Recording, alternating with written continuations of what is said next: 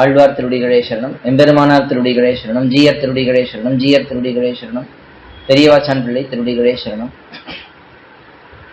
ஸ்ரீசைலேஷதயா பாத்திரம் தீபக்தியாதி குணார்ணவம் யதீந்திர பிரவணம் வந்தே ரம்ய ஜாமாத்தரம் முனிம் ரம்ய ஜாமாத்திரி யோகீந்திர பாதரேகாமயம் சதா ததாயத்தாத்ம சத்தாதி ராமானுஜ முனிம் பஜே லக்ஷ்மீநாத சமாரம்பாம் நாதே ஆமன மத்தியமாம் அஸ்மதாச்சாரிய பரியந்தாம் வந்தே குரு பரம்பராம் யோனித்யமச்சுத பதாம்புஜ விக்மருத்மம் வியாமோகத ஸ்ததிதராணி திருநாயமேனே அஸ்மத்குரோர் பகவதோஸ்ய தயேக சிந்தோஹோ ராமானுஜஸ்ய சரணௌ சரணம் பிரபத்யே மாதா பிதா யோதே ஸ்தனயாய பூதி சர்வம் யதேவ நியமேன மதன்வயானாம் ஆத்யஸ்யன குலபதேர் வகுலாபிராமம் ஸ்ரீமத் ததங்கிரியுகடம் பிரணமாமி மூர்த்னா பூதம் சரஷ்ட மகதாஹ்வய பட்டநாத ஸ்ரீபக்திசார குலசேகர யோகிவாஹான் பக்தாங்கிரேண பிரகால யதீந்திர மிஸ்ரான் ஜீமத் பராங்குஷமுனிம் பிரணதோஸ்மி நித்யம். கருவிருத்த குழி நீத்தவின் காம கடுங்குழி வீழ்ந்து ஒரு விருத்தம் புக்குழலிவீர் வீரின் பொருள்கட்கு ஒரு விருத்தம் புகுதாமல் குறுகையர்கோன் உரைத்த திருவிருத்த தோதிகத்திரீர் திருநாட்டகத்தே. பிரபஞ்சன கூட்டஸ்தரான நம்மாழ்வார் ரிக்வேத சாரமாக திருவிருத்தம் என்கிற அற்புத பிரபந்தத்தை அருளியுள்ளார். இதற்கு பெரியவாச்சான் பிள்ளை அருளிய வியாக்கியானத்தை கொண்டு நாம் பாசுரங்களுக்கான அர்த்த விசேஷங்களை அனுபவித்து வருகிறோம். முதலில் நேற்றைய தினம் கடைசியாக வன்காற்றறைய ஒருங்கே மறைந்து கிடந்தளர்ந்த மென்காற்கமல தடம் போல் பொலிந்தன மண்ணும் விண்ணும் என் காற்களவின்மை காண்மின் என்பான் ஒத்து வான் நிமிர்ந்த தன்கால் பணிந்த என்பால் எம்பிரான தடங்கண்களே என்ற பாசுரத்தை கடைசியாக அனுபவித்தோம். அதற்கு முந்தின பாசுரத்திலே வாடைக்காற்றானது பராங்குஷ நாயகியை மிகவும் நலிய, அதனாலே துன்புற்றிருந்த பராங்குஷ நாயகிக்கு ஆஸ்வாசத்தை ஏற்படுத்த வேண்டும் என்று எம்பெருமான் தன்னுடைய அழகான திருக்கண் நோக்கை அவளை நோக்கி காட்டினான். அதை பார்த்த பராங்குஷ நாயகி அதிலே மிகவும் ஈடுபட்டாள். அந்த கண்ணழகை கொண்டாடினாள். அது போன பாசுரத்திலே நாம் அனுபவித்தது. அதைத் தொடர்ந்து இன்றைய தினம் இப்பொழுது முதலிலே 43ஆம் பாசுரம் அதை அனுபவிக்க இருக்கிறோம். கண்ணும் செந்தாமரை கையும் அவை அடியோ அவையே வண்ணங்கரியதோர் மால்வரை போன்று மதுவிகற்பால் வெண்ணும் கடந்து உம்பரப்பால் மிக்கு மற்றெப்பால் எவர்க்கும் எண்ணுமிடத்ததுவோ எம்பிரானது எழில் நிறமே என்று இந்த 43ஆம் பாசுரம். இதிலே எம்பெருமானுடைய திருமேனி அழகிலே மிகவும் ஈடுபட்டு இந்த நாயகியானவள் அந்த திருமேனி அழகை வர்ணிக்கிறாள். இதற்கு அடுத்த பாசுரத்திலே எம்பெருமானுடைய பெருமைகளை நன்றாக வர்ணிக்கிறாள். ரெண்டு பாசுரமே தொடர்புடையது. ரெண்டுமே ரொம்ப அழகான ஆச்சரியமான வியாக்கியானத்தை கொண்டது. முதலிலே 43ஆம் பாசுரம் அதனுடைய பதவுரையை அனுபவிக்கலாம். கண்ணும் திருக்கண்களும் செந்தாமரை சிவந்த வர்ணத்தையுடைய தாமரை பூ போலே இருந்தன. எம்பெருமானுடைய திருக்கண்கள் தாமரை பூவை போலே இருக்கின்றன. கையும் திருக்கைகளும் அவை அத்தாமரை போன்றன. எம்பெருமானுடைய கைகளும் தாமரையை போலத்தான் இருக்கு. அடி திருவடிகளும் அவையே அத்தாமரை போன்றனவே. திருவடிகளும் அதே போலத்தான் தாமரையை போலவே தான் இருக்கின்றன. வண்ணம் திருமேனியானது கரியது கருத்தும் ஓர் அத்விதீயமும் மால் பெரியதுமான வரை போன்று பர்வதம் போன்றது. எம்பெருமானுடைய திருமேனி எப்படி இருக்கு? கருத்து தனித்துவம் வாய்ந்த மிக பெரியதான ஒரு மலையை போலே இருக்கிறது. எம்பிரானது நமக்கு உபகாரகனான சர்வேஸ்வரனுடைய எழில் சௌந்தரியத்தினுடைய நிறம் சோபையானது. இந்த எம்பெருமானை எப்படி சொல்கிறான்? நமக்கு பிரானாக இருக்கிறான். பிரானாலே உபகாரகன் என்ற அர்த்தம், நமக்கு நன்மை பண்ணினவன். அப்படிப்பட்ட சர்வேஸ்வரனுடைய எழில் சௌந்தரியத்தினுடைய எழில்னா அழகு, சௌந்தரியம்னு காட்டுறார். சௌந்தரியத்தினுடைய நிறம் சோபை. அந்த நிறம் எப்படி இருக்கிறது என்றால் மதிவிகற்பால் புத்தி பேதங்களினாலே விண்ணும் ஸ்வர்க்கவாசிகளாயும் கடந்து, ஸ்வர்க்கவாசிகளையும் கடந்து தாண்டி, உம்பர் மேலுண்டான பிரம்மாதிகளுக்கும் அப்பால் மேலே மிக்கு அதிசயித்து போய். பெருமாளுடைய திருமேனி அழகு எப்படி இருக்கிறது என்றால், புத்தி வேதங்கள், புத்தியினுடைய விதவிதமான தன்மைகளினாலே ஸ்வர்க்கத்திலே இருப்பவர்கள் அவர்களையும் கடந்திருக்கிறது. அதற்கு மேலே பிரம்மாதிகள் தான் இருக்கார்கள். சொர்க்கலோகம்ங்கிறது இங்கிருந்து மேலே இருக்கக்கூடிய லோகம், 3வது லோகம் இங்கிருந்து. அதுக்கு மேலே இன்னும் 7வது லோகம், கடைசி லோகம் வரைக்கும் போனா பிரம்மாதிகள்லாம் இருக்கார்கள். அவர்களுக்கும் மேலே போய் மற்ற இன்னும் எப்பால் தங்கள் ஞானத்தினால் எங்கும் வியாபித்தவர்களான எவர்க்கும் நித்தியசூரிகளுக்கும் கூட. நித்தியசூரிகள்லாம் எப்படி இருக்கிறார்கள்? ஞானத்தாலே எல்லா இடமும் வியாபித்திருக்கிறார்கள். எம்பெருமான் எல்லா இடத்தையும் சொரூபத்தாலே வியாபிக்கிறான். நித்தியர்கள் முக்தர்களுக்கு ஞான வியாப்தி. அப்படி எல்லா இடமும் வியாபித்திருப்பவர்களான நித்தியசூரிகளுக்கும் கூட எண்ணும் நினைக்கைக்கும் இடத்ததுவோ விஷயமா? அது அவர்களுடைய எண்ணத்துக்கும் விஷயமா இருக்கா என்றால் அதுக்கும் விஷயமாக இல்லை, அதுக்கும் மேலே இருக்கிறது. எம்பெருமானுடைய அழகானது இங்கே இருக்கக்கூடிய தேவர்கள், தேவர்களுக்கு மேலே இருக்கக்கூடிய பிரம்மா முதலானவர்கள், அவர்களுக்கும் மேலே இருக்கக்கூடிய நித்தியசூரிகள், இவர்களுடைய எண்ணங்களுக்கும் கூட அப்பாற்பட்டதாக இருக்கிறது என்று இந்த பாசுரத்தில் காட்டுகிறார். இது பதவுரை, வியாக்கியானம். இதுக்கு தனித்து அவதாரிக்கை இல்லை. இந்த பாசுரத்துக்கு நேரே வியாக்கியானம் தான். 43ஆம் பாசுரம். கண்ணும் செந்தாமரை எம்பிரான தடங்கண்கள் என்று கண்ணழகை அனுபவித்தார். இதோனா வியாக்கியானத்துக்கு அவதாரிக்கைன்னு வச்சுக்கலாம். முதல் பத்தி இது. எம்பிரான தடங்கண்கள், எம்பெருமானுடைய விசாலமான கண்கள் என்று கண்ணழகை அனுபவித்தார். போன பாசுரத்திலே எம்பெருமானுடைய கண்ணழகை பராங்குஷ நாயகி அனுபவித்தாள். அவ்வழகுதான் அவயவாந்தரத்திலே மூட்டிற்று. இந்த கண்ணழகை அனுபவித்த பிறகு அந்த அழகு என்ன பண்றது? மற்ற அவயங்களிலே அதே போல இருக்கக்கூடிய திருவடிகள், திருக்கைகள் இவற்றிலே எல்லாம் ஈடுபடுத்தின. கண்ணும் செந்தாமரை என்று மற்ற அழகுகளோட ஒரு கால் சேர்த்து அனுபவிக்கிறார். கண்ணும் செந்தாமரை கையும் அடியும் அவையே அப்படின்னு சொல்றதுனால என்ன சொல்றாருன்னா, எல்லா அழகுகளையும் சேர்த்து இங்கே ஆழ்வார் அனுபவிக்கிறார். அதிலே ரொம்ப அழகா ஒரு அர்த்தம் காட்டுறார். முற்பட குமிழி நீர் உண்டார், இப்போதாயிற்று வாத்சல்யமும் செவ்வியும் அனுபவிக்கிறது. போன பாசுரத்திலே குமிழி நீர் உண்டார். குமிழி நீர்னா நீர்க்குமிழி. நீர்க்குமிழி என்ன ஆகும்? இப்படி மேலே வந்து வெடிச்சிட்டு அப்படியே உள்ள போயிடும். அதே போல அந்த அனுபவத்திலே மூழ்கி போய்விட்டார். அது அனுபவத்திலே மூழ்கி போய் அதிலிருந்து கொஞ்சம் கொஞ்சமா சுதாரித்து வெளியிலே எழுந்து இப்பொழுது மற்ற அழகுகளோடு சேர்ந்து அனுபவிக்கிறார். அப்படி சேர்ந்து அனுபவிக்கும் பொழுது எம்பெருமானுடைய வாத்சல்யம், செவ்வி இவையெல்லாம் அந்த கண்களிலே அனுபவிக்கிறார். வாத்சல்யம்னா அந்த தாய் அன்பு, செவ்வினா புதுமை. இந்த கண் அப்படியே புத்தம் புதுசா இருக்கு பார்க்கறதுக்கு எப்பொழுதுமே. அப்படி இருக்கிறதையெல்லாம் இங்கே அனுபவிக்கிறார். கையும் அவை கண் எட்டு கொடுக்க அணைக்கை. கையும் அவைன்னா கண்ணை அனுபவிக்க கண்ணை என்ன பண்றது? இட்டு கொடுக்கிற நேரே கொண்டு போய் கையிடத்திலே சேர்க்கிறது. அப்படி கையிடத்திலே சேர்க்கிறதுனாலே அதை அனுபவிக்கிறார். கண் இட்டு கொடுக்க அனைத்த கை. கண் ஈடுபடுத்துகிறது. ஈடுபடுத்தி அந்த பராங்குஷனாகி எம்பெருமாண்டத்தில் ஈடுபாடு கொண்டு அப்படியே அவனுக்கு அருகிலே போக, அப்ப எம்பெருமான் தன்னுடைய கையை கொண்டு அணைக்கிறான். இந்த வரிசை கிரமத்துக்கு ஒரு காரணம் காட்டுகிறார்.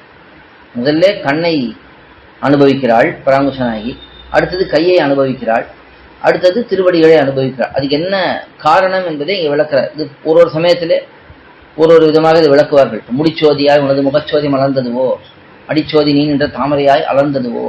அந்த இடத்துல முதல்ல திருமுடியை சொல்லி அதுக்கு பிறகு திருவடியை சொல்லுகிறார். அதுக்கு என்ன காரணம்னா, யாரு அங்கே இருக்கக்கூடிய அந்த வியக்தி என்பதை பார்க்கும் பொழுது முதல்ல முடியத்தான் பார்க்கிறார் ஆழ்வார். இவன் தான் பரமபுருஷன், பெரிய கிரீடம் இருக்கு, அதை பார்க்கிறார். பார்த்த உடனே என்ன தோன்றுகிறது? உடனே திருவடியில விழுந்துடுறார். இப்படி திருவடியில விழுந்த உடனே எம்பெருமான் எடுத்து அணைக்கிறான். அப்ப என்ன ஆகுது? கடிச்சோதி ஆடையோடும் இடுப்பு பகுதி தெரியுது. கீழே எடுத்து நிற்க வைக்கும் பொழுது முதல்ல இடுப்பு பகுதி கண்ணில் தெரிகிறது. அதனாலே அந்த முடி அடி கடி என்று திருமுடியை பார்த்து இவன் தான் சர்வேஸ்வரன் கீழே விழுகிறார் ஆழ்வார். விழுந்த ஆழ்வாரை எம்பெருமான் தூக்கி நிறுத்துகிறான். அப்படி தூக்கி நிறுத்தும் பொழுது இடுப்பு தெரிகிறது. அதனால கடிச்சோதின்னு அந்த இடத்துல அப்படி ஒரு அர்த்தம் காட்டுவார்கள். அது போல இங்கே இந்த கண்ணு கை திருவடிங்கிறதுக்கு காரணம் காட்டுகிறார். கண் இட்டு கொடுக்க, கண்ணை ஈடுபடுத்த, அதனால எந்த ஈடுபாடோட கிட்ட வந்த பராங்குஷனாகி அணைக்கிறார் எம்பெருமான். அப்போ அந்த கை கண்ணுக்கு தெரிகிறது. அதனால கையை பாடுகிறார். சம்ஸ்பிருஷ்யா கிருஷ்ய ச பிரீத்தியா சுகாடம் பரிஷஸ்வஜே என்று அக்ரூரனை அணைத்தாற் போலே. அக்ரூரனும் கம்சனிடத்திலிருந்து வருகிறான். கம்சன் நாளை காலையில இங்கே வில்விழா நடக்கிறது, போய் கண்ணனை அழைத்து கொண்டு வா என்று சொல்ல, அக்ரூரன் இத்தனை நாள் நாம் இந்த கம்சனுடைய சோத்தை சென்று வாழ்ந்திருக்கிறோம், இன்னைக்குதான் நமக்கு ஒரு விடிவு காலம் ஏற்படுறது, இங்கிருந்து போய் கண்ணனை நாம் பார்க்கக்கூடிய பாக்கியம் நமக்கு கிடைச்சிருக்கு என்று நினைத்து கொண்டே பாரித்து கொண்டே போகிறான். இந்த அக்ரூர கமனம், அதே போல அர்ச்சிராதி கமனம், அதே போல திருமலை யாத்திரை, இது மூணையும் தினந்தோறும் நினைக்கணும்னு பெரியோர்கள் சொல்லுவார்கள். அக்ரூரன் எப்படி பாரித்து கொண்டே கண்ணனை பார்க்க போனான், நாம் எப்படி அர்ச்சிராதி கதியிலே பாரித்து கொண்டு போக வேண்டும் என்று நினைப்பது, அதே போல திருமலை யாத்திரை, இந்த ஒளியில் காலம் எல்லாம் பதிகத்தில் இந்த விஷயம் சொல்லப்படும். திருமலை யாத்திரை போவதையும் அப்படியே பாரித்து கொண்டே, அந்த காலத்துல 6 மாசம் அதுக்குன்னு ஆசைப்பட்டு கொண்டே இருப்பார்களாம், எப்போ போகலான்ட்டு. ஏன்னா அவ்வளவு சுலபமா போயிட முடியாது திருமலைக்கு. பெரிய மலை பிரதேசம், நிறைய துஷ்ட மிருகங்கள்லாம் இருக்கும். ஏதோ பார்த்து சமயம் பார்த்து தான் போவார்கள். அப்படி அந்த 3 விஷயம் சேர்த்து சொல்லுவார்கள். அங்கே அந்த பிரமாணத்தை எடுக்கிறாங்க. சம்ஸ்பிருஷ்யா கிருஷ்யஷ பிரீத்தியா சுகாடம் பரிஷஸ்வஜே என்று அந்த எம்பெருமான் அக்ரூரன் அங்கிருந்து வருகிறான்.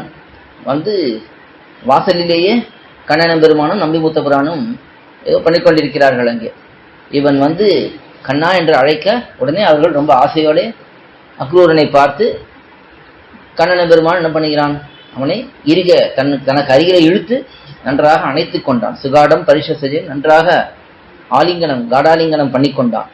அங்கே எப்படி அக்ரூரனுக்கு அந்த அணைப்பு கிடைத்ததோ அதே போல இங்க பராங்குஷ நாயகிக்கு அந்த கண்களில் ஈடுபட்டு அவனுக்கு அருகிலே வந்த பொழுது அந்த எம்பெருமானுடைய அணைப்பு கிடைத்தது. அதனாலே அந்த கையை பாடினாள். அடுத்து அடியோ அவையே, அணைத்த போதை சுகஸ்பரிசத்தாலே துவண்டு விழுந்த எல்லை. அப்படி எம்பெருமான் அவளை அணைக்க அந்த சுகஸ்பரிசத்தாலே மிகவும் ஒரு சுகமான ஒரு தொடுதல் எம்பெருமானிடத்திலிருந்து கிடைத்ததே. அதனால அவள் என்ன ஆனாள், அப்படியே துவண்டு விழுந்தாள். விழுந்த எல்லை, விழுந்ததனுடைய எல்லை நிலம் எது? எம்பெருமானுடைய திருவடிகள். கொஞ்சம் கொஞ்சமா விழுந்து அவனுடைய திருவடிகளிலே போய் விடுகிறாள். திருவடி கண்ணில் பட்டவுடனே அடியோ அவையே என்று சொல்லுகிறாள். அனைத்த போதை சுகஸ்பர்ஷத்தால் துவண்டு விழுந்த எல்லை. புண்டரீகாட்ச நமக ஈரே. புண்டரீகாட்ச நமகங்கிறது ஜிதந்தா ஸ்தோத்திரத்துல முதல் ஸ்லோகத்திலே ஜிதந்தே புண்டரீகாட்ச நமஸ்தேஸ்து விஷபாவன என்று அந்த ஸ்லோகத்திலே இருக்கு இல்லையா. அப்போ ஜிதந்தே புண்டரீகாட்ச, கண்ணாலே ஜெயிக்கப்பட்ட ஒருத்தர் என்ன பண்ணுகிறார், உடனே நமஸ்தே. நம்ம யாரோ பார்த்தா சொல்றோம் நமஸ்தே அப்படின்னு சொல்றாங்க. வடக்கலமா நமஸ்தே நமஸ்தேன்னு என்னன்னா விழுந்து சேவிக்கிறதுக்கு அது ஒரு உபலட்சணமா இருக்கு. இப்போ புண்டரீகாட்ச என்று அறிந்த உடனே கீழே விழுந்து சேவிக்கிறாள். அதைத்தான் இங்க சொல்லுகிறாள். அப்படி புண்டரீகாட்ச நமக ஈரே, கண்ணுக்கு தோற்றவர்கள் காலிலே விழுமத்தனை ஈரே, அந்த கண்ணாலே ஜெயிக்கப்பட்டவர்கள். அதாவது ஜிதந்தே புண்டரீகாட்ச, ஜிதம்னா வெற்றி என்று அர்த்தம். அப்போ இந்த கண்ணாலே ஜெயிக்கப்பட்டவர்கள் என்ன பண்ணுகிறார்கள், நமகான்னு சொல்லுகிறார்கள் இல்லையா. அதுதான் காலிலே விழும் அத்தனை ஈரே. அதுக்கு மேலே இந்த எம்பெருமானுடைய திருமேனி, அதனுடைய வர்ணனை, வண்ணம் கரியதோர் மால்வரை போன்று, எல்லையிலே கிடந்தவர்களுடைய ஜீவனம். அப்படி அந்த எல்லை நிலம் எம்பெருமானுடைய திருவடிகள், அங்கே கிடந்தவர்களுக்கு ஜீவனம், உயிர் வாழ்றது எது காரணம் என்றால் அந்த எம்பெருமானுடைய திருமேனி தான். இந்த திருமேனியை அனுபவித்தே அப்படியே வாழ்கிறார்கள். அதுக்கு ரொம்ப அழகான ஒரு விளக்கம் காட்டுறார். பிரஜை முலையிலே வாய் வைத்து தாய் முகத்தை பார்க்குமா போலே.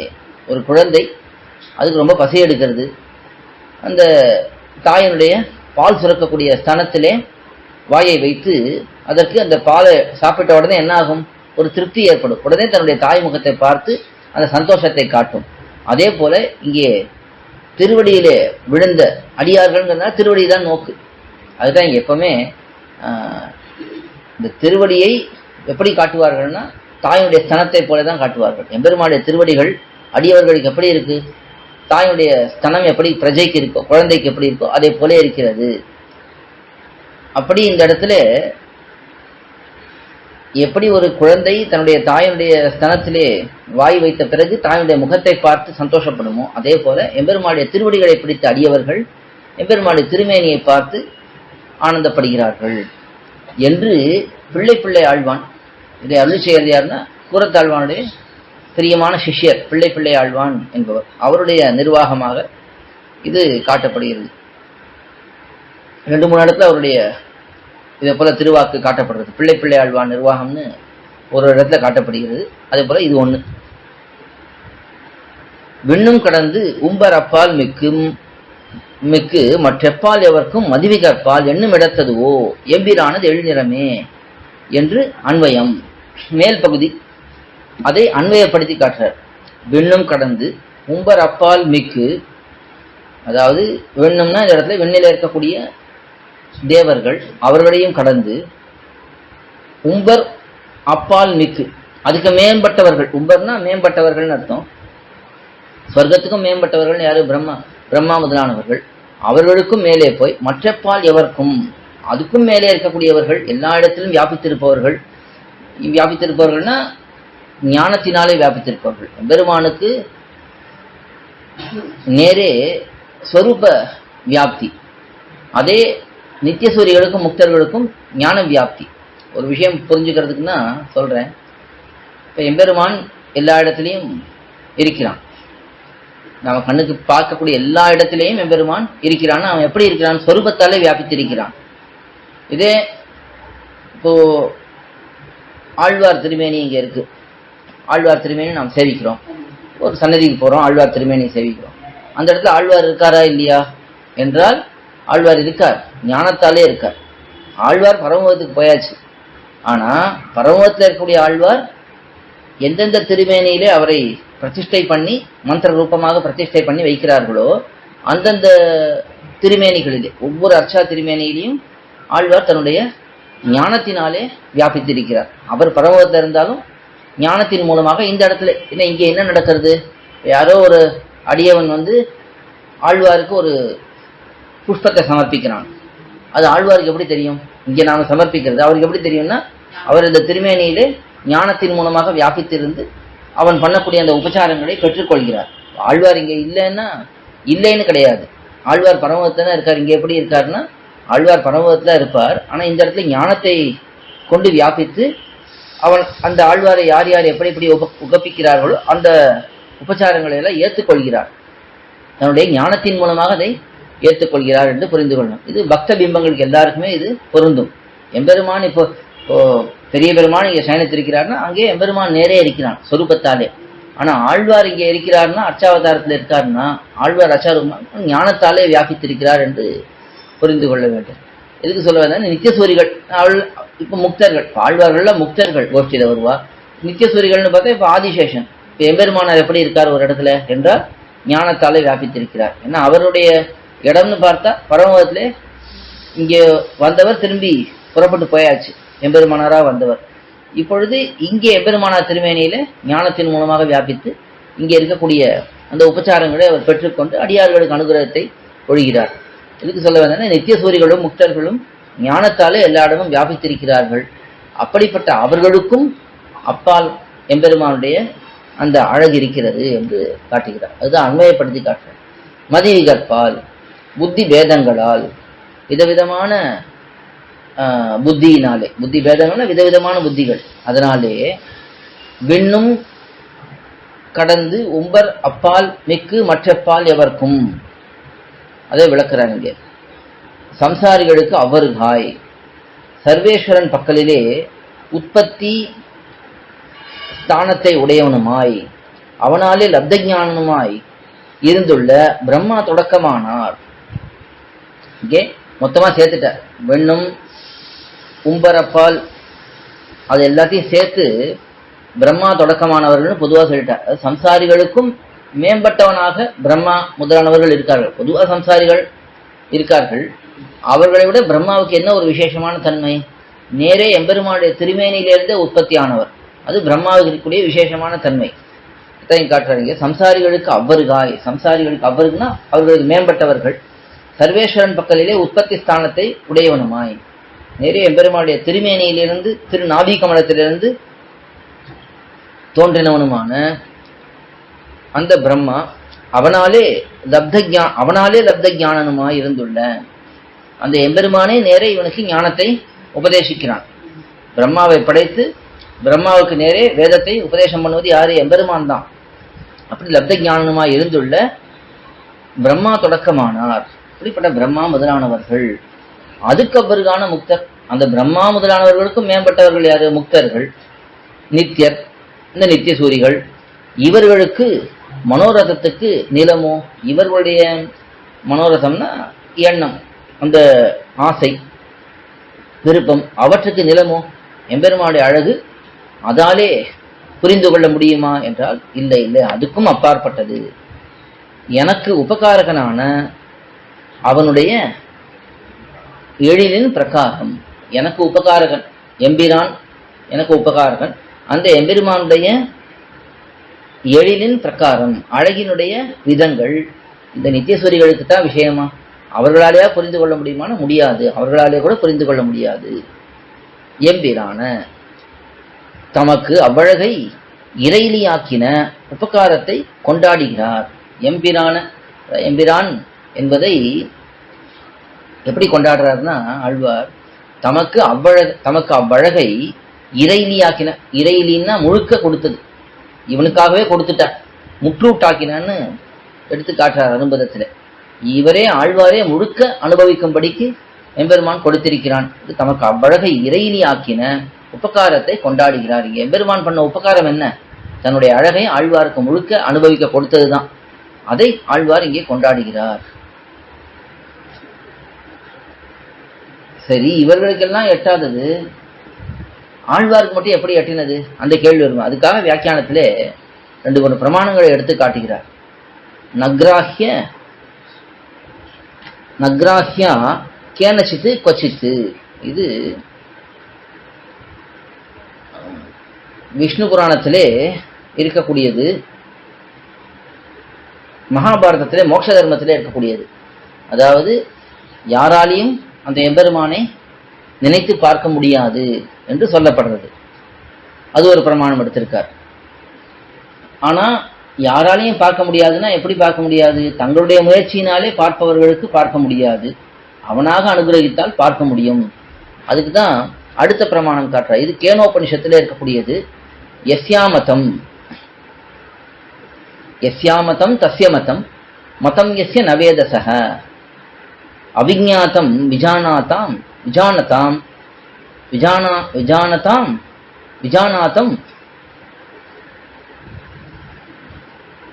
அவிஞானதாம் என்று இந்த பிரமாணம். அதாவது இந்த பிரமாணத்துல என்ன சொல்றதுன்னா, எம்பெருமானை அறிந்திருக்கிறேன் என்று நினைப்பவர்கள் அவர்கள் அவனை அறியவில்லை. எம்பெருமானை அறிய முடியாது என்று யார் நினைக்கிறார்களோ அவர்களாலே எம்பெருமான் அறியப்பட்டிருக்கிறான் என்று இந்த பிரமாணம் சொல்றது. அதிலே சொல்லும்படிக்கு யார் அவனை அறிய முடியாது என்று ஒத்துக்கொள்கிறார்களோ அவர்கள் அவனை அறிந்தவர்களாக ஆகிறார்கள் என்று காட்டுகிறார். இந்த ஸ்லோகம் ஒன்று காட்டியிருக்கார். அதுக்கு மேல ரூபசம்ஹனனம் சம்ஸ்தானத்தை லக்ஷ்மி ரூபசம்ஹனன்னு ஒரு பிரமாணம் எடுத்திருக்கார். இந்த பிரமாணம் ஸ்ரீராமாயணத்திலே ஆரண்ய காண்டத்திலே இருக்கக்கூடியது.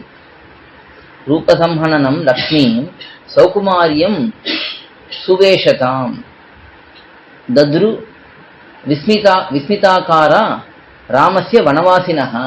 அதாவது இந்த தண்டகாரண்யத்து ரிஷிகள் எல்லாம் எம்பெருமானுடைய மிக ஆச்சரியமான அந்த திருமேனி அழகு அதை நன்றாக அனுபவித்தார்கள்.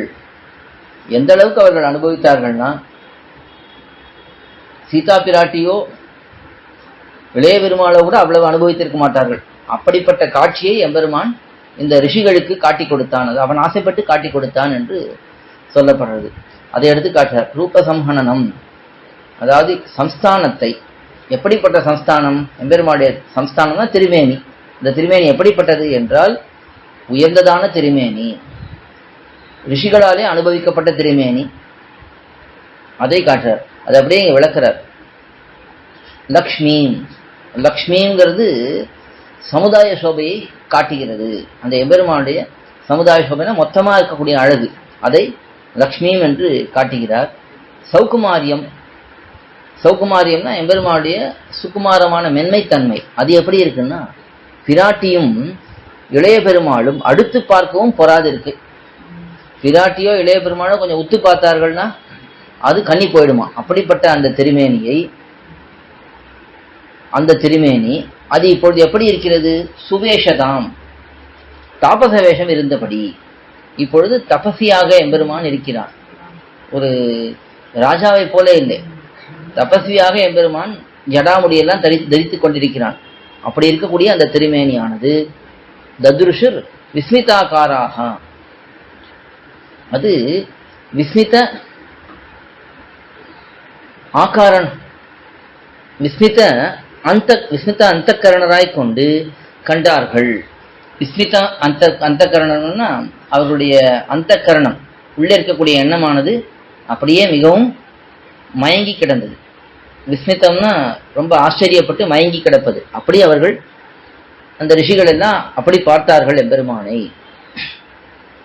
ராமஸ்ய வனவாசினக, அந்த எம்பெருமானை அவர்கள் எல்லாரும் சேர்ந்து எப்படி பார்த்தார்கள். வனவாசியாக இருக்கும் பொழுது அந்த எம்பெருமானை எப்படி பார்த்தார்கள். அயோத்தியா வாசிகளுக்கு கிடையாதது கிடீர் நெடுங்காலம் சரகிலை தின்று கிடந்த பலம் பெற்றார்கள் என்கிறான் ரிஷி. இங்கே வால்மீகி ரிஷி என்ன சொல்லுகிறார்னா, அயோத்தியா வாசிகளுக்கு கிடையாதது கிடீர். அயோத்தியாவில் இருக்கக்கூடியவர்கள் கூட இப்படிப்பட்ட அழகான திருமேனியை அவர்கள் கூட பார்க்கவில்லை. இவர்கள் எப்படி பெற்றார்கள்? நெடுங்காலம் சரகிலை தின்று கிடந்த பலம் பெற்றார்கள். இந்த காட்டிலே இருந்து சரகு இலையெல்லாம் சாப்பிட்டு கொண்டிருந்தவர்கள் அதற்கு பலம் பெற்றதை போல இவர்கள் எம்பெருமானுடைய திருமேனி அழகை காணப்பெற்றார்கள் இந்த ஸ்லோகத்திலே சொல்லப்படுறது. அப்படி எம்பெருமானுடைய அழகை இந்த பராங்குஷ நாயகியானவள் வெளியிடுகிறாள் என்று இந்த பாசுரம். கண்ணும் செந்தாமரை கையும் அவை அடியோ அவையே, வண்ணம் கரியதோர் மால்வரை போன்று மதிவிகற்பால் விண்ணும் கடந்து உம்பரப்பால் மிக்கு மற்றெப்பால் எவர்க்கும் எண்ணுமிடத்ததுவோ எம்பிரானது எழில் நிறமே. 43ஆம் பாசுரம். அதுக்கு அடுத்ததாக 44ஆம் பாசுரம். நிறமுயர் கோலமும் பேரும் உருவும் இவைவை என்று அறமுயல் ஞான சமயங்கள் பேசிலும் அங்கங்கெல்லாம் உறவுயர் ஞானச் சுடர் விளக்காய் நின்றதன்றி ஒன்றும் பெறமையன்றார் இல்லையால் எம்பிரான பெருமையே. அடுத்த பாசுரம். போன பாசுரத்தில் எம்பெருமானுடைய அழகை அனுபவித்தாள் பராங்குஷ நாயகி. இந்த பாசுரத்தில் தலைவியானவள் நாயகனுடைய பெருமைகளை அனுபவித்து கொண்டாடுகிறாள். ரொம்ப அழகான வியாக்கியானம் இந்த பாசுரத்துக்கும். நிறைய ஐதிஹ்யங்கள்லாம் எடுத்து காட்டியிருக்கார். பேரும் உருவும், இந்த பேர் உருவங்கிறதுக்கு எம்பெருமானுடைய திருநாமங்கள் அதில் ஈடுபட்டவர்கள், எம்பெருமானுடைய திருமேனி அதில் ஈடுபட்டவர்கள்னு ஐதிஹ்யங்களை கொண்டு ரொம்ப அழகாக காட்டியிருக்கார் பெரியவாசம் பிள்ளை. முதல்ல பதவுரை அனுபவிக்கலாம். நிறம், திருமேனியில் சௌந்தரியத்தாலே, நிறம்னா இந்த இடத்துல அழகு, திருமேனியில் இருக்கக்கூடிய அழகினாலே. உயர், அதிசயித்த, கோலமும் அலங்காரங்களும், அழகான அலங்காரங்கள் எல்லாம் எம்பெருமானுடைய திருமேனியில் இருக்க அந்த அலங்காரங்களும். பேரும், எம்பெருமானுடைய திருநாமங்களும். உருவும், திவ்யமங்கள விக்கிரகங்களும், எம்பெருமானுடைய திவ்யமங்கள விக்கிரகங்கள். திவ்யம்னா அப்ராக்கிருத்தம்னு அர்த்தம், மங்களம்னா எப்பொழுதும் நன்மையை பண்ணக்கூடிய அப்படிப்பட்ட திருமேனிகள் இவைகள் எல்லாம் இவை என்று, இப்படிப்பட்டவை இப்படிப்பட்டவை என்று அறம் தர்மத்திலே முயல் யத்னமுடையவர்களாய், ஞானம் பக்தியை உடையவர்களான சமயிகள், வைதிக சித்தாந்த நிஷ்டர்கள், வேதத்திலே நல்ல உறுதிப்பாடு கொண்டவர்கள், நல்ல ஞானமுடையவர்கள், தர்மத்திலே யத்னமுடையவர்கள், நல்ல தர்மத்திலே ஈடுபட்டிருப்பவர்கள், ஞானமுடையவர்கள். ஞானம்னா இந்த இடத்துல பக்திங்கிறார். பக்தியினாலே ஞானத்தினுடைய ஒரு முதிர்ந்த நிலை. அப்படி பக்தியை உடையவர்களாக இருக்கக்கூடிய வைதிக சித்தாந்த நிஷ்டர்கள், வைதிக சித்தாந்தத்திலே உறுதிப்பாடு கொண்டவர்கள். பேசிலும் இவர்கள் எல்லாம் உபதேசிக்கலும் கூட எம்பெருமானுடைய தன்மைகள் இப்படி இப்படி இப்படி, அவனுடைய திருநாமங்கள் இது இது, அவனுடைய உருவங்கள் இது இது என்று இப்படி உபதேசிக்கலும் அங்கங்கெல்லாம் அவ்வளவ சௌந்தர்யாதிகளில், அந்தந்த சௌந்தரியம் முதலான விஷயங்களிலே உற கிட்டன் அருகிலே போக, உயர் சிறந்த ஞானம் ஞானமாகிற சுடர் உஜ்வலமான விளக்காய், தீபத்தை உடையவர்களாய், நல்ல ஞானம் என்கிற சிறந்த விளக்கை உடையவர்கள், அப்படிப்பட்டவர்களாய் ஞானாதிக்கர்களாய், அதுக்கு தான் அர்த்தம் காட்டுற, நல்ல ஞானத்தை அதிகமாக உடையவர்கள், அப்படிப்பட்டவர்களாய் நின்றதன்றி இருப்பதொழிய, அவர்களாலே நல்ல சிறந்த ஞானத்தை உடையவர்களாக பக்தியை உடையவர்களாக இருக்க முடியுமே தவிர எம்பெருமானுடைய பெருமையை மகாத்மியத்தை ஒன்றும் ஒரு வகையாலும் பெற அடைகைக்கு முயன்றார் இல்லை. யாரும் எம்பெருமானுடைய பெருமையை அடைவதற்கு முயன்றவர்களே இல்லை. அதை முயற்சி கூட பண்ண முடியாது. அப்படிப்பட்ட நிலையிலே எம்பெருமான் இருக்கிறான். அவனுடைய பெருமையை முழுதாக யாராலே அறிய முடியுமா? எவ்வளவு ஞானம் உடையவர்கள், எவ்வளவு பக்தி உடையவர்களாலும் கூட அவனுடைய பெருமைகளை அறிய முடியாது. எப்படிப்பட்ட பெருமைகள்? அவனுடைய திருமேனி அழகு, திரு நாமங்கள், இந்த மங்களகரமான திருமேனி, இது போன்ற விஷயங்களிலே அவனுக்கு இருக்கக்கூடிய பெருமைகளை யாராலும் உணர முடியாது என்று காட்டுகிறார். வியாக்கியானம் அவதாரிகை 44ஆம் பாட்டு. மனோரதத்துக்கு எட்டாது என்றீர், அவ்விஷயம் எட்டாதோ என்ன, அவன் அருளாலே காணலாம் அன்று காணலாம் என்கிறார். போன பாசுரத்திலே யாருடைய மனோரதத்துக்கும் யாருடைய எண்ணத்துக்கும் எட்டாதது எம்பெருமானுடைய அழகு என்று பார்த்தோம். அவ்விஷயம் எட்டாதோ அப்படின்னா அது யாராலையும் பார்க்கவே முடியாதா என்றால், அவன் அருளாலே காணலாம் என்று காணலாம் என்கிறார். அவன் அருளாலே யாருக்கு அவன் கருணையை கொண்டு காட்ட நினைக்கிறானோ அவர்களுக்கு தான் அதை புரிந்து கொள்ள முடியுமே தவிர மற்றவர்களுக்கு அதை பார்க்க முடியாது, புரிந்து கொள்ள முடியாது. வியாக்கியானம் நிறமுயர் கோலமும் பேரும் உருவும் இவை என்று, இவனை பற்றி தான் நிறம் பெறும்படியான ஒப்பனையும், நிறமுயர் கோலம், இந்த கோலம்ங்கிறதுக்கு முதல்ல விளக்கம் பண்றார். இவனை பற்றி தான் நிறம் பெறும்படியான ஒப்பனை, அதாவது இந்த ஒப்பனைக்கு எப்படி நிறம் பெறும், ஒப்பனை எப்படி நிறம் பெறும்னா ஒப்பனை எப்படி பெருமை அடையும்? இவனை பற்றினால் அதுக்கு பெருமை. அதாவது இப்போ ஆபரணங்களுக்கு அழகு கொடுக்கும் பெருமாள்னு சொல்றோம் இல்லையா, அதை போல ஒரு அலங்காரம் இருக்கு, அது எம்பெருமானுக்கு அந்த ஒப்பனை பண்ணினா அது நல்லா இருக்கும். நல்ல பச்சை பசேர்னு ஒரு வஸ்திரம், கீழே வேஷ்டி அந்தரியம் சமர்ப்பித்து, மேலே நல்ல சிவப்பு செக்கச்சவேல்னு ஒரு உத்தரியம் அதை சமர்ப்பித்து, மேலே நிறைய புஷ்பங்கள் எல்லாம் சாத்திண்டு, திருவாபரணங்கள் எல்லாம் சாத்திண்டு எம்பெருமான் இருந்தாலும் நல்லா இருக்கும் பார்க்கறதுக்கு. இதே நாம பச்சை நிறத்திலே ஒரு மேலே ஒரு வஸ்திரமும் மேலே சிவப்பு நிறத்துல ஒரு வஸ்திரம் போட்டுட்டா இது இப்படி வந்து அடிக்கிற மாதிரி இருக்கே அப்படின்னு நமக்கு சொல்லுவார்கள். அதனால ஒரு வஸ்திரத்துக்கு பெருமை எப்படி ஏற்படுறது? எம்பெருமானுக்கு சாத்துவதனாலே. எம்பெருமானுக்கு ஒரு காதிலே ஒரு விதமான ஒரு தோடு, இன்னொரு காதிலே இன்னொரு விதமான தோடு, இதெல்லாம் சமர்ப்பிக்கிறார்கள். இப்படி சமர்ப்பித்தா அது இப்ப ராஜகோபாலன் பெருமான் மன்னார்குடியில அவனுக்கு அழகா இருக்குது. இது நம்ம ஒண்ணு இந்த காதுல ஒரு கடுக்கன், இந்த காதுல வேற கடுக்கன் போட்டு போனா இன்னும் ஏதாவது பைத்தியத்தையும் பிடிச்சிடுதா அப்படின்னு நம்ம பார்த்து கேட்பார். அதான் அந்த ஒப்பனைங்கிறது எப்பொழுது நிறம் பெறுகிறது? அவனுக்கு சமர்ப்பித்தால். இவனை பற்றி எம்பெருமானை பற்றும் பொழுது அதற்கு பெருமை பெறுகிறது. அப்படிப்பட்ட ஒப்பனையும். அதுக்கு ரொம்ப அழகா இங்கே ஒரு விளக்கம் காட்டுங்க. எம்பெருமான் இந்த ஒப்பனையே தேவையில்லைங்கிற, ஒப்பனை இல்லாமலே அவன் அழகா இருக்கான் என்பதை காட்டுகிறார். அதுக்கு இந்த அழகான ஸ்லோகம், ஆயதாஷ்ட சுவருத்தாஷ்ட பாகவக பரிகோபமாக சர்வபூஷண பூஷார்ஹாக கிமர்த்தம் ந விபூஷிதாக என்று ஹனுமான் பெருமாளை முதல்ல பெரிய பெருமாளையும் இளைய பெருமாளையும் சேவிக்கும் பொழுது, அப்பொழுது பெருமாளிடத்துல ஏதோ பேச வருகிறார். வந்த விஷயத்தை மறந்து பெருமாளை ஸ்தோத்திரம் பண்ண ஆரம்பிச்சிட்டார். அதை இங்க எடுத்து காட்டுற. ஆயத்தாகா, திருவடி வந்த காரியத்தை மறந்து கவி பாடத் தொடங்கினான். இங்க வந்தது, நீ யாரு, எதுக்காக வந்திருக்கீர், சுக்ரீவ மகாராஜருக்கு ஏதாவது உதவி பண்ண முடியுமா, அதை கேட்க வந்தார். அதை மறந்து கவி பாடத் தொடங்கினான். ஹனுமான் இவரை கொண்டாட தொடங்கி விட்டான். ஆயதாஷ்ட சுவருத்தாஷ்ட பாகவக பரிகோபமாக என்று இந்த எம்பெருமானுடைய தோள்கள் எப்படி இருக்கு, நன்றாக நீண்டிருக்கிறது, உருண்டையாக இருக்கிறது, ஒரு தடியை போலே இருக்கிறது என்றெல்லாம் சொல்லி, சர்வபூஷண பூஷார்ஹாகா, எல்லா பூஷணங்களையும் அணிவதற்கு தகுந்ததாக இருக்கிறது, ஆனா ஏன் அலங்காரம் பண்ணாமல் இருக்கிறது என்று, யாருடைய கண்ணெச்சிலாவது பட்டுட போறதே என்று ஹனுமான் மங்களாசாசனம் பண்ணுகிறார் இங்கே பெருமாளுக்கு. அப்படி கைபாட தொடங்கினான். வந்த காரியம் முடிந்தது என்று அறிந்தான் அத்தோள்களை கண்ட போதே.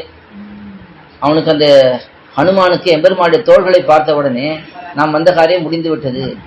ஏற்கனவே பிரம்மா ஹனுமானுக்கு சொல்லியிருக்கார், உனக்கு பரபிரம்மத்தை பார்த்த உடனே ஒரு உணர்வு ஏற்படும், பெரிய ஆனந்தம் ஏற்படும்னு வரம் கொடுத்திருக்கார். அது ஏற்பட்டெடுத்து திருத்தோள்களை பார்த்த உடனே இன்னும் அவருக்கு சரி, நாம் எந்த காரியத்துக்காக வந்திருக்கோமோ, சுக்ரீவனுக்கு உதவி தேடித்தானே வந்திருக்கோம், அது நிறைவேறிவிடும் என்று உறுதி பூண்டார். ஆயத்தாக, அதை கொஞ்சம் கொஞ்சம் விளக்கிறார் அப்படியே மேலே பெரியவாசம் பிள்ளை. ஆயத்தாக ஆஜானு பாகு, ஆஜானு பாகுவாக இருக்காருன்னு சொல்லுவா. அப்படின்னா என்ன அர்த்தம்னா, இந்த தோள்கள் கீழே வரைக்கும் முட்டிக்கு கீழே தொங்கிட்டு இருக்கணும், அவ்வளவு கை நீண்டு இருக்கணும். அதுதான் ஆஜானு பாகுன்னு சொல்லப்படுறது. ஜானுன்னா முழந்தாள், பாகுன்னா தோள்கள். இந்த தோள்கள் எவ்வளவு, இந்த கைகள் எவ்வளவு தூரம் நீண்டு இருக்குன்னா முட்டிக்கு கீழே போகணும். அதுதான் இங்கே ஆஜானு பாகுன்னு சொல்லப்படுறது. அதுதான் ஆயத்தாகங்கிறதுக்கு அர்த்தம். திருமுழந்தாள் அளவும் நீண்டு பின்னையும் முடியாது இருக்கை, அது வரைக்கும் போய் இன்னும் முடியவே இல்லையா, கை நீண்டுட்டே இருக்கான். அப்படிப்பட்ட திருக்கைகள். இது பரமபுருஷ லட்சணம்னு சொல்லுவார்கள். இதெல்லாம் அப்படி முட்டி கீழே வரைக்கும் தோள்கள் தொங்கிக் கொண்டிருந்தது என்றால் நீண்ட கைகளை உடையவனாக இருப்பான். இந்த பரமபுருஷ லட்சணத்தை உடையவன் சொல்லப்படும். பாகவக ராமஸ்ய தக்ஷிணோ பாகுகு என்கிறபடியே. பாகவகன்னா இந்த இடத்துல கைகளை சொல்லுகிறார். ராமஸ்ய தக்ஷிணோ பாகுகு, இளைய பெருமாள் பொதுவாக இளைய பெருமாளை சொல்லும் பொழுது தனக்கு பெருமாளுக்கு வலது கையாயிருக்கிறார் என்று சொல்லும்படிக்கு. சர்வபூஷண பூஷார்ஹாகா, அழகிழந்து கிடக்கிற ஆபரணங்களை அலங்கரியாது ஒழிகிறதன். அழகிழந்து கிடக்கிற ஆபரணங்களை பெருமாளுக்கு சாத்தியிருந்தா அந்த ஆபரணங்கள் அழகா இருக்கும். இப்போ சாத்தாம கீழே வச்சிருக்கிறதுனால அழகு இழந்து போயிருக்கு. அந்த ஆபரணங்களை ஏன் சாத்தாமல் அலங்காரம் பண்ணாமல் இருக்கிறது என்று கேட்கிறார். கிமர்த்தம் ந விபூஷிதாக, இவ் ஆபரணங்களின் எழிலை கழற்றி இட்டு வைக்கிறதன். இந்த ஆபரணங்களுடைய எழிலை கழற்றி இட்டு வைக்கிறது, தனியா வச்சிருக்கே. இட்டு வைக்கிறதுனா கீழே வச்சிருக்கிறது. எதனாலே? ஏதாவது காரணமா, ஏதாவது சங்கல்பமா, உங்களுக்கு ஏதாவது விரதம் எடுத்துட்டு இருக்கிறா என்று கேட்கிறார். எதனால என்ன, அதுக்கு ஒரு உதாரணம் கொடுக்கிறார். ராஜாக்கள் வெற்றிலை விளக்குதல் பால் குடியோம் என்னுதல் செய்வார்கள், இன்ன கோட்டை அழித்தால் அன்றி என்று திரிவாரே போலே. சில ராஜாக்கள்லாம் சபதம் பண்ணுவார்களாம், இந்த ராஜ்யத்தை நான் பெறும் வரைக்கும், இந்த ராஜாவை வீழ்த்தும் வரைக்கும் நான் வெற்றிலையை போட்டுக் கொள்வதில்லை, பாலே குடிப்பதில்லை இப்படின்னு ஒரு விரதம் எடுத்துக்கொள்வார்கள். அதே போல நீர் இந்த ஆபரணங்களை அணிந்து கொள்ளாமல் இருப்பதற்கு என்ன காரணம்? ஏதாவது விரதமா? யாரையாவது அழிக்க போறேன் என்று விரதம் எடுத்திருக்கீர்களா என்று கேட்கிறார். என்று திரிவாரே போலே. ஒன்று அறியாதே காட்டிலே திரிய கடவ குரங்குகளும் அனுபவிக்கும்படி பெருக்காறு போலே இவ்வெரும்புறத்தில் அழகை கொள்ளை ஊட்டிக் கொள்ளுகிறதன்.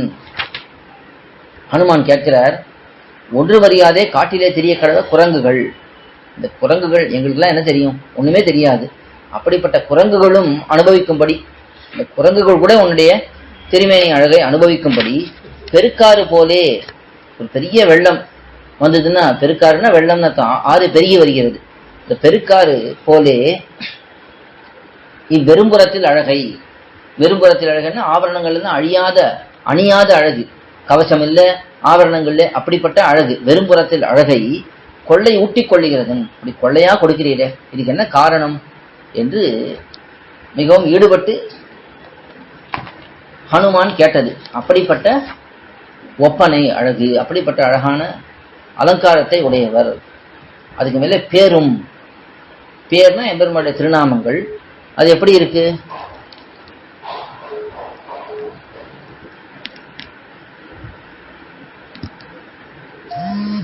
அந்த பேர் எப்படி இருக்குன்னா, இவ்வழகுக்கு வாசகமான திருநாமமும், எம்பெருமானுடைய ஒரு அழகுக்கு வாசகமாக அதை சொல்லுவதாக இருக்கு. தாமரை கண்ணன், எம்பெருமானுடைய கண்கள் மிக அழகாக இருக்கிறது என்பதை காட்டுறது. அதே போல ஒவ்வொரு சதங்கை அழகியார், அவன் ஒரு சதங்கை அணிந்து கொண்டிருக்கிறான். ஒரு திருநாமமும் ஒரு அழகை வெளியிடுவதாக இருக்கே. அப்படி இவ்வழகுக்கு வாசகமான திருநாமமும் இடத்துல ரொம்ப அழகா 2-3 ஐதிஹ்யம் காட்டுறார் எம்பெருமானுடைய திருநாமங்களுடைய பெருமையை காட்டும் விதத்திலே. திருமலை நம்பி அந்திம தசையிலே கனியனூர் சிறியாத்தானை பிள்ளை தமக்கு தஞ்சமாக நினைத்திருக்கும் திருநாமம் என், அத்தை சொல்ல வேணும் என்ன. இந்த இடத்துல திருமலை நம்பி, திருமலை நம்பிங்கிறது பெரிய திருமலை நம்பி, அவர் ராமானுஜருக்கு மாத்துலர், மாமா, தாய் மாமா. அவர் அந்திம தசையிலே, அவருடைய சரம தசையிலே அவர் கேட்கிறார், பிள்ளை தமக்கு தஞ்சமாக நினைத்திருக்கும் திருநாமம் என், அத்தை சொல்ல வேணும். பிள்ளைன்னா யாரை சொல்றாருன்னா பராசர பட்டரை சொல்றாராம். பராசர பட்டர் சிறு குழந்தையாக இருந்திருக்காரு. அப்போ அதாவது திருமலை நம்பி இருக்கும் பொழுதே கூரத்தாழ்வானுக்கு திருக்குமாரர் ஏற்பட்டு, எம்பெருமானாரோட 8 வயது மூத்தவர் கூரத்தாழ்வான். இப்போ திருமலை நம்பியும் இன்னும் கொஞ்சம் பெரியவராக இருந்திருக்கலாம். ரொம்ப பெரிய வயசு வித்தியாசம் இருக்கணும்னு அவசியம் இல்லை. இப்போ எம்பெருமானாருக்கு முற்பட்டவர் பெரிய திருமலை நம்பி, தாய் மாமாவா இருக்கிறதுனால முற்பட்டவர். ஆனா சிறு பிராயமா தான் இருக்கணும், ஒரு 15-20 வயசு தான் இருந்திருக்கணும் அவருக்கு. ஏன்னா எம்பெருமானார் அவருடைய தாயார்னா, எம்பெருமானார் அவதரிக்கும் பொழுது அவருடைய தாயாருக்கு ஒரு 20 வயசு இருக்கலாம். அந்த காலத்துல சின்ன வயதிலேயே குழந்தை உண்டாடுவோம், 15 வயசு கூட இருக்கலாம். அப்ப 15 வயசுல இருக்கிறவருக்கு சகோதரர்னா சின்ன வயதை தானே இருக்கணும் பெரிய திருமலை நம்பிக்கு. அப்ப அந்த பெரிய திருமலை நம்பி அவர் திருநாட்டுக்கு எழுந்தருளக்கூடிய காலத்திலே பட்டர் அவதரித்து அவருக்கு ஏதோ ஒரு 5 வயசு 6 வயசு 7 வயசு இருந்திருக்கலாம், சின்ன வயதுதான். ஆனா அவருக்கு நல்ல ஞானம், மிகவும் நம்பெருமாடத்துல மிகுந்த ஈடுபாடு இதெல்லாம் உண்டு. அப்படி அந்த அவரை பிள்ளைன்னு சொல்ற, பிள்ளைங்கிறது சிறு பிள்ளைன்னு அர்த்தமும் உண்டு, கௌரவியமும் உண்டு. இப்ப பெரிய வாச்சான் பிள்ளை, நம் பிள்ளைன்னா சொல்றோம். அப்படின்னா மிக பிள்ளைனா உயர்ந்தவர்னு அர்த்தம், மிகவும் உயர்ந்தவர் என்று அர்த்தம்.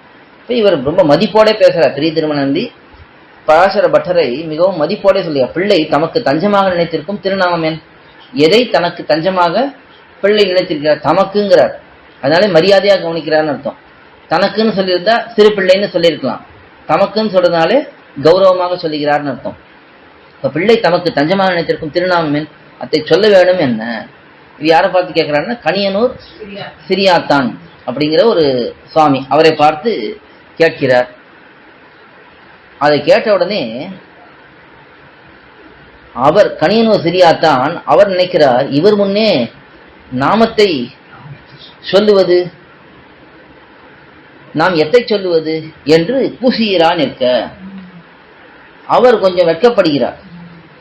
இவர் முன்னே நாம் எத்தை சொல்வது, இவர் முன்னாடி நாம் எப்படி இந்த திருநாமத்தை சொல்லுவது. ஏன்னா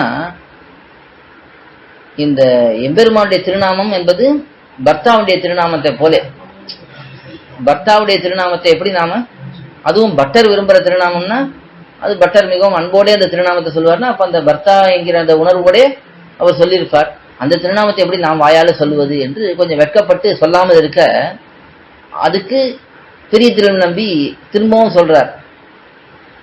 தாசரதி, இந்த கணியனூர் சிரியாத்தானுடைய திருநாமம் தாசரதிங்கிறது. தாசரதி என்று அழைத்து, தாசரதி பேசாதிருக்கும் அவஸ்தை அன்று காணியது. உனக்கு புரியவே இல்லையே, நான் பரமபதத்துக்கு போலான்னு நினைச்சிட்டு இருக்கேன், இப்பவே பேசாம இருக்கிறே. பேசாம இருக்கக்கூடிய நிலை கிடையாது. அவஸ்தைனா நிலை, இது பேசாமல் இருக்கக்கூடிய நிலை கிடையாது. இப்பொழுது நீ சொல்லித்தான் ஆக வேணும் என்ன என்று சொல்ல, உடனே கணியனூர் சிரியாத்தான் அவர் சொல்லுகிறார், நாராயணாதி நாமங்களும் சொல்லி போருவர் ஆகிலும் விரும்பி இருப்பது அழகியமனாள பெருமாள் என்னும் திருநாமத்தை. இந்த அழகியமனாள பெருமாள்ங்கிற திருநாமே பட்டர்னாலதான் ரொம்ப பிரசித்தி ஆயிடுச்சு. அதுக்கு முன்னாடி எல்லாரும் ரங்கநாதா, ரங்கா, ஸ்ரீரங்கா அப்படின்னு தான் சொல்லி வந்துருப்பா. அழகியமனாள பெருமாள்ங்கிற திருநாமத்தை பட்டர் தான் உகந்து அதை அனுபவித்து சொல்லி இருக்கிறார். அதனால அதை இங்க சொல்லுகிறார். நாராயணாதி நாமங்களும் சொல்லி போருவர். நாராயணா முதலான நாமங்களை கூட சொல்லுவார் பட்டர். ஆனா விரும்பி சொல்லுவது ஆகிலும் விரும்பி இருப்பது அழகியமனாள பெருமாள் என்னும் திருநாமத்தை. பட்டர் ரொம்பவும் விரும்பி இருப்பது அந்த திருநாமத்தை என்று சொல்ல, என்னும் திருநாமத்தை என்ன பர்த்துநாமத்தோ பாதியாய் இராய் என்றது. ஆகிலும் பிள்ளை நினைத்திருந்தது போக்கி தஞ்சம் இல்லை என்று. உடனே திருமல் நம்பி சொல்ற, ஆமா இது பர்த்தாவுடைய திருநாமத்தை போலதான் இருக்கு நமக்கு, நாம் இதை வாய் விட்டு சொல்ல முடியாது. அதெல்லாம் அந்த காலத்துல அப்படி இருந்திருக்கா. இந்த காலத்துல பேரை சொல்லிதான் கூப்பிடுறதே, டே இங்க வாடா அப்படின்னு தான் கூப்பிடுறா பல பேர். அப்படி எல்லாம் ஆயிடுச்சு. அந்த காலத்துல அவர் சொல்றார், பர்திருநாமத்தோ பாதியா இரான் என்றது. பர்த்தாவுடைய நாமத்தை போல இருக்கு, அதனால நம்ம சொல்ல வாய் விட்டு சொல்ல முடியாது. ஆகினும் பிள்ளை நினைத்திருந்தது போக்கி தஞ்சம் இல்லை. பிள்ளை நினைத்திருந்தது போக்கின்னா பிள்ளை நினைத்திருந்ததை தவிர, பட்டர் எதை நினைத்திருந்தாரோ அதை தவிர நமக்கு தஞ்சமான திருநாமம் இல்லை. அந்த திருநாமம் தான் நமக்கு தஞ்சம் என்று அழகியமனாள பெருமாளே சரணம் என்று திருநாட்டுக்கு நடந்தார். அவர் அழகியமனாள பெருமாளே சரணம், அவரே நமக்கு தஞ்சம் என்று சொல்லிவிட்டு உடனே திருநாட்டுக்கு நடந்தார். ஏன் இங்கே பிள்ளை என்று பட்டரை சொல்லுகிறார்? அவரை ஏன் உயர்ந்த கௌரவியத்தையோட சொல்லுகிறார் என்றால் அதுக்கு விளக்கம் சொல்றார். கூறத்தாழ்வானோ பாதி ஆகையாலே பட்டரை பிள்ளை என்பார். கூறத்தாழ்வான் எப்படியோ அவருடைய பிள்ளையும் அப்படித்தான். நமக்கு ஆத்மாவை புத்திரநாமசின்னு பிரமாண வாக்கியமே இருக்கு. தந்தையை போலவே பிள்ளையை நினைக்க வேண்டும். தந்தையுடைய ஸ்தானத்திலே பிள்ளை இருப்பார். தந்தையும் பிள்ளையும் வேறு வேறு கிடையாது. அப்படி இருக்கிறதுனாலே கூறத்தாழ்வானோ பாதி ஆகையாலே, ஓ பாதினா அவரை போல, கூறத்தாழ்வானை போல இவர் இருப்பதனாலே பட்டரை பிள்ளை என்பர். பட்டரை பிள்ளை என்று ரொம்ப கௌரவத்தோட சொல்லுவார்கள். இதே போல அனந்தாழ்வானுடைய சரித்திரத்திலே உண்டு. இது வேற இடத்துல இங்கே இது காட்டப்படல. அனந்தாழ்வானும் பட்டர் எந்த திருநாமத்தை மிகவும் விரும்பி அழைப்பார் என்று கேட்டு, இதே போலத்தான் அது பர்திருநாமமா இருக்கிறதா சொல்ல முடியாது, ஆனால் இந்த சமயத்தில் நம்மளால சொல்லாமல் இருக்க முடியாது என்று அவரும் இதே போல அழகியமனாள பெருமாள் என்றே சொல்லுவார்னு வேற இடத்துல வியாக்கியானம் பார்த்திருக்கோம். அந்த ஐதியமும் பார்த்திருக்கோம். ஆய்ச்சி மகன் அந்திம தசையிலே தன்னை அறியாதே கிடக்க, இது அடுத்த ஐதிஹ்யம். ஆய்ச்சி மகன் ஒருத்தர், ஒரு சுவாமி, அவர் நஞ்சியருடைய சிஷ்யரா இருக்கணும். அவர் அந்திம தசையிலே கடைசி காலம் அதிலே தன்னை அறியாதே கிடக்க, உன் நினைவே இல்லை அவர் அப்படி கிடக்க, பட்டருடைய சிஷ்யரா இருக்கணும். அவர் பட்டர் எழுந்தருளி செவியிலே ஊதினார் போலே அழகியமனாள பெருமாளே சரணம் என்ன. பட்டர் அங்கே வந்து அவருடைய காதிலே, அவருடைய செவியிலே ஊதினார் போலேன்னா பொறுமையா மெல்லமா அப்படியே அவருக்கு சிரமம் ஏற்படுத்தாதபடிக்கு அழகியமனாள பெருமாளே சரணம் என்ன என்று சொல்ல, அவருடைய காதிலே அதை சொல்ல, பூர்வ வாசனையாலே அறிவு குடிபுகுந்து அத்திருநாமத்தை சொல்லி திருநாட்டுக்கு நடந்தார். அதே போலத்தான் ஆட்சி மகன் என்பவரும் பட்டர் அவருடைய காதிலே வந்து சொல்ல, நினைவில்லாமல் இருந்த அவர் அந்த காதில் அந்த திருநாமம் வந்த உடனே பூர்வ வாசனை, முன்னாடி பட்டர் எப்படி ஈடுபட்டு அந்த திருநாமத்தை சொல்லியிருப்பார் என்பதையெல்லாம் நினைத்து அவரும் அழகியமனாள பெருமாளே சரணம் என்று சொல்லி அவரும் திருநாட்டுக்கு நடந்தார் என்று திருநாமத்துக்கு இந்த ரெண்டு ஐதீகங்கள், அதாவது எம்பெருமாளுடைய திருநாமம் எவ்வளவு பெருமை பெற்றது என்பதை காட்டும் விதத்திலே இந்த அழகியமனாள பெருமாள்ங்கிற அந்த திருநாமத்தை தான் எடுக்கிறார். திருநாட்டுக்கு நடந்தார் என்று காட்டப்படுறது. இது திருநாமத்துக்கு. அடுத்தது உருவம், எம்பெருமாளுடைய திருமேனி. அதற்கு இங்கே அழகான ஐதிஹ்யம் காட்டுறார். ஆளவந்தார் மகனார் சொட்டை நம்பி அந்திம தசையிலே. ஆளவந்தாருக்கு 4 திருக்குமாரர்கள் சொல்லுவார்கள். அது சொட்டை நம்பி என்பவர். அவர் அந்திம தசையிலே, அவருடைய சரம காலத்திலே முதலிகள் அடைய புக்கிருந்து நீர் நினைத்து கிடைக்கிறதன் என்ன? அவரிடத்துல இப்ப என்ன நினைச்சுட்டு இருக்கீர்? முதலிகள் எல்லாம் வந்துட்டார்கள். அதாவது எல்லா அடியார்களும் பெரியவர்கள் எல்லாம் ஸ்ரீ வைஷ்ணவ பெரியவர்கள் எல்லாரும் அங்கே சூழ்ந்திருந்து சொட்ட நம்பியை பார்த்து கேட்கிறார், சரம காலத்துல என்ன நினைத்து கொண்டிருக்கிறீர் என்று கேட்க, அதுக்கு ரொம்ப அழகா ஒரு அர்த்தம், அவர் ரொம்ப அழகா ஒரு விஷயத்தை காட்டுறார். ஸ்ரீ வைகுண்டத்திலே சென்றால் நம்பெருமாளுடைய குளிர்ந்த முகம் போலே ஸ்ரீ வைகுண்டநாதன் முகம் குளிர்ந்திருந்ததில்லை ஆகில் முறித்து கொண்டு இங்கேற ஓடிப்போரும் இத்தனை என்று கிடைக்கிறேன். நான் இப்ப என்ன நினைச்சு படுத்துட்டு இருக்கேன்னா, இங்க இருந்து பரிசிரமப்பட்டு அர்ச்சிராதி மார்க்கத்துல போய் ஸ்ரீவைகுண்டத்துக்கு போறோம். அங்கே போனால் ஸ்ரீவைகுண்டத்திலே சென்றால் நம்பெருமாளுடைய குளிர்ந்த முகம் போலே, நம்பெருமாளுடைய குளிர்ந்த முகம் நாம் சேவிச்சு அந்த திருமுகத்தை தான் நம்ம சேவித்திருக்கிறோம். அந்த குளிர்ந்த முகம் போலே ஸ்ரீ வைகுண்டநாதன் முகம் குளிர்ந்திருந்தது இல்லை ஆகில், அதே போல ஸ்ரீ வைகுண்டநாதனுடைய முகம் குளிர்ந்திருக்கவில்லை என்றால் முறித்து கொண்டு இங்கேற ஓடி போரும் இத்தனை, அங்கே ஒரு ஓட்டையை போட்டு அங்கேருந்து குதிச்சு இங்கே திரும்ப ஸ்ரீரங்கத்துக்கே வந்துடுவேன். அவ்வளவு ஈடுபாடு நம்பெருமாளிடத்திலே, அத்தனை ஈடுபாடு இவர்களுக்கு, அடியார்களுக்கு, இங்கே இருந்தவர்களுக்கு. முறித்து கொண்டு இங்கேற ஓடி போரும் இத்தனை என்று கிடைக்கிறேன். அதுதான் நினைச்சுட்டு இருக்கேன். அங்க போனா இந்த திருமுக மண்டலம் அங்க சேவை ஆகுமா ஆகாதா, அதுதான் அவர்களுக்கு எண்ணம். அங்க சேவை ஆகலைன்னா திரும்ப இங்கேயே வந்துடுறேன். இவர்களெல்லாம் வராதனாலே அங்கே அது ஆகிறதுன்னு தான் வச்சுக்கணும். இத்தனை என்று கிடைக்கிறேன் என்றார். அதே போல பட்டருடைய நிர்வாகமும் இருக்கு. பட்டர் பெருமாள் பாடே ரொம்ப அழகான சரித்திரம், ரொம்ப ரொம்ப அழகான ஐதீகம் இது. எப்படி அவர்களுடைய பாவம்லாம் எப்படி இருக்குன்னு நினைச்சு பார்க்கணும்.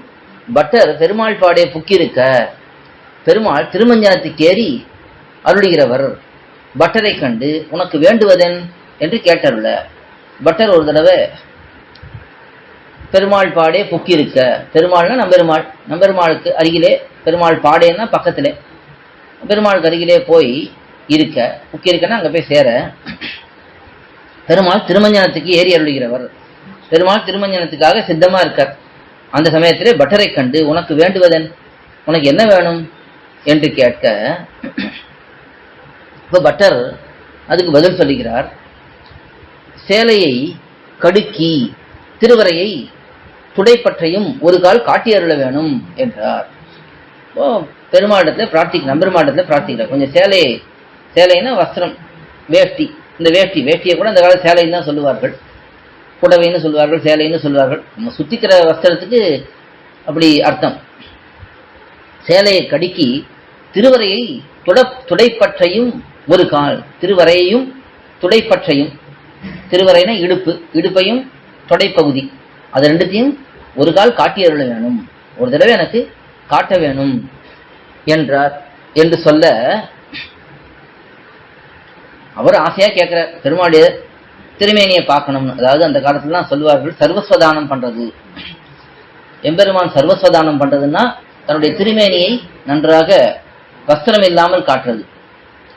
அது பொதுவாக அர்ச்சகர்கள் இருந்தால் மட்டும்தான் பார்ப்பார்கள், அவர்களுக்கு அது பார்த்து தான் ஆகணும். ஆனா மற்றவர்களுக்கு அந்த சேவை கிடைச்சதுன்னா அது என்ன ஒரு நம்பிக்கைன்னா, அது உடனே பரமபதத்துக்கு போறதுக்கான வாய்ப்பு. எம்பெருமாளுடைய திருமேனியை முழுக்க வஸ்திரம் இல்லாம சேவிச்சா, வஸ்திரம் இல்லாமன்னா எப்படி திருமேனியிலேயே அந்த சிற்பத்திலேயே வஸ்திரம் இருக்கத்தான் போறது, ஆனாலும் அந்த மேலே சாத்தக்கூடிய வஸ்திரம் இல்லாமல் சேவித்தோம் என்றால் அது திருநாட்டுக்கு போகக்கூடிய வாய்ப்பு என்று சொல்லுவார்கள். அதனால தான் யாரையும் திரைக்குள்ளெல்லாம் அனுமதிக்கிறது இல்லை. திரைக்குள்ள அர்ச்சகர்கள், மற்ற உள்ள கைங்கேயவர்கள் யார் இருக்கணுமோ அவர்கள் மட்டும்தான் இருக்கணும், மற்றவர்கள் தான் இருக்கக்கூடாது உள்ளே. அப்படி அந்த ஒரு நம்பிக்கை உண்டு. அதுக்காக பட்டர் இங்கே கேட்கல, பட்டர் இங்கே திருமேனியை சேவிக்கணுங்கிறதுக்காக கேட்கிறார். அதை பார்த்து பெருமாள் கேட்கிறார், உடனே அஞ்சினாயோ என்று கேட்டார்ல, பயந்துட்டீரா, ஒருவேளை பரமபதம் கிடைக்காதுன்னு நினைக்கிறீரா, அதுக்காக இதை போல என்னுடைய திருமேனியை பார்த்துடலாம், சர்வஸ்வதானம் பண்ணினா திருமேனியை சேவித்தோம் என்றால் நமக்கு பரமபதம் நிச்சயங்கிறதுனால இப்படி கேட்கிறீரா என்று அஞ்சினாயோ என்று கேட்டருள்ள, உடனே பட்டர் சொல்றார், அதுக்கெல்லாம் பயப்படுறவனா, எனக்கு ஏன் பரமபதம் கிடைக்காது, நமக்கு எம்பெருமானார் சம்பந்தம் இருக்கு, அதுக்கெல்லாம் பயப்படவில்லை என்று அதை சொல்றாரு. இங்க மேல நாயந்தே பரமபதம் என் சிறுமுறிப்படி அழியும், உம்முடைய குளிர்ந்த திருமுகமும் திரு நாமத் தழும்பும் இழக்கிறேனாக கருதி அஞ்சான் என்றேன். அதாவது பரமபதம் என் சிறு முறிப்படி அழியும். சிறுமுறின்னா ஒரு சின்ன சீட்டு, இந்த சீட்டு எழுதி கொடுத்தாலே எனக்கு பரமபதம் கிடைச்சிடும். ஏன்னா எம்பெருமான சம்பந்தம் இருக்கு. நான் நினைச்சா இப்ப பரமபதம் போயிடலாம், அதுக்கெல்லாம் நான் பயப்படவில்லை. ஆனா உம்முடைய குளிர்ந்த திருமுகமும் திருநாம தழும்பும் இழக்கிறேனாக கருதி, ஐயோ இங்கே இந்த உன்னுடைய திருமேனி, இந்த திருமேனி அழகு, அதில் இருக்கக்கூடிய தழும்பு, எம்பெருமானுக்கு வயிற்றிலே தழும்பு, யசோதை கட்டின பொழுது ஏற்பட்ட தழும்பு, அதெல்லாம் நாம் இங்கே காண்கிறோம். அது அங்க இருக்குமோ இருக்காதோ, அதை ஒரு தடவை பார்த்துக்கலாம் என்பதற்காக அதற்காக கேட்டேன் என்று சொல்லுகிறார். இப்போ பரமபதம் கிடைக்குங்கிறது எனக்கு ஒன்றும் சந்தேகமே இல்லை, அதெல்லாம் நமக்கு கண்டிப்பாக கிடைச்சிடும். ஆனால் இந்த திருமேனி, அதை நாம் அனுபவிக்க வேணும். ஒரு தடவை நன்றாக இந்த திருமேனியை கண்ணார கண்டு அனுபவிக்க வேணும் என்பதற்காக கேட்டேன். அதுதான் கேட்டேன். உம்முடைய குளிர்ந்த திருமுகமும் திருநாம தழும்பும் இழக்கிறேனாக கருதி அஞ்சான் என்றேன். அது ஒரு விட இழந்துட்டேன்னா என்ன ஆகும்?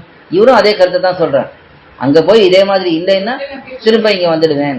அங்க சொட்டை நம்பி எப்படி சொன்னாரோ அதே போலத்தான், இதுதான் எனக்கு ஈடுபாடு, இந்த திருமேனியை சேவிக்கணும், அதுதான் நன்னா பார்த்துக்கணும். இங்க நன்னா பார்த்துட்டா தான் அங்க போகும்போது அதை அங்கே பரிசோதிக்க முடியும். இங்க இருக்கிற மாதிரியே அங்க இருக்கா, அங்க இல்லைன்னா திரும்பி இங்கேயே வந்துடணும் என்பதற்காக அவர் காட்டுகிறார் என்று இங்கே காட்டப்படுறது. இந்த சர்வஸ்வதானம்ங்கிறது எம்பெருமானுடைய திருமேனி முழுக்க கொடுப்பது. இது எம்பெருமான் பண்ணக்கூடிய சர்வஸ்வதானம். இதே ஆச்சாரியன் பண்ணக்கூடிய சர்வஸ்வதானம் என்னன்னா ஞானத்தை முழுக்க கொடுப்பது. ஒரு சிஷ்யனை கூட்டி அமர்த்தி வைத்துக்கொண்டு அவனுக்கு எல்லாம் தனக்கு தெரிந்த விஷயத்தை எல்லாம் சொல்லுவதுதான் சர்வஸ்வதானம்ங்கிறது. இது ஆச்சாரியன் விஷயத்துல ஞானம், எம்பெருமான் விஷயத்துல திருமேனி. இந்த ரெண்டுமே பார்ப்பவர்களுக்கு மிகவும் பிரயோஜனம். எம்பெருமானுடைய திருமேனி அனுபவிப்பவர்களுக்கு அது ஒரு விதத்திலே மிகவும் பெரிய பிரயோஜனம். ஆச்சாரனுடைய சர்வஸ்வதானத்தை ஞானத்தை முழுக்க பெறுபவர்களுக்கு அது ஒரு பிரயோஜனம். அப்படி இந்த இடத்துல அந்த திருநாமத்தை காட்டுகிறார். உருவுனா இங்க வடிவழகு என்று காட்டுகிறார். இவை என்று, இது ஒரு ஒப்பனையே, இது ஒரு திருநாமமே, இது ஒரு அழகே என்று. கோலமும் பேரும் உருவும், அதைத்தான் இங்கே இது ஒரு ஒப்பனையே, கோலம்ங்கிறது தான் ஒப்பனைங்கிறார்.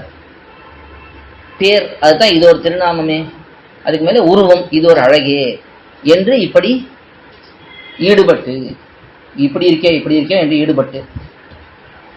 யார் ஈடுபடுகிறார்கள்னா அறமுயல் சமயிகள். அறத்திலே முயலான் என்றுள்ள, அறமுயல்னா தர்மத்தின்படி முயற்சி செய்பவர்கள், அறத்திலே முயலான் என்றுள்ள ஞான சமயிகள். ஞான சமயிகள்னா ஒரு விதமாக எம்பெருமானை உபாசிப்பவர்கள். தகர வித்யை, சாண்டில்ய வித்யை, சத்வித்யை இவற்றாலே அனவரத பாவனை பண்ணி பக்தி நிஷ்டனாய் அந்த ஸ்நேகத்தாலே ஓரொன்று அனுபவித்து அதுக்கு அவ்வருக்கு போக மாட்டாதே இருக்கும் அவர்கள். இந்த வித்யாஸ்தானங்கள்லாம் இருக்கு, பல பல வித்யாஸ்தானங்கள், உபாசனங்களுக்கு உறுதுணையாக இருக்கக்கூடிய பல பல வித்யாஸ்தானங்கள். இதிலே ஒருத்தன் தகர வித்யில ஈடுபட்டான்னா அவன் வேற வித்யிலே கண் வைக்க மாட்டான், அவனுக்கு அந்த தகர வித்யிலேயே தான் ஈடுபாடா இருக்கும். இன்னொருத்தன் சாண்டில்ய வித்யை பண்ணுகிறான்னா அதை மட்டுமே தான் அவன் பண்ணுவான், மற்றதில கண் வைக்க மாட்டான்.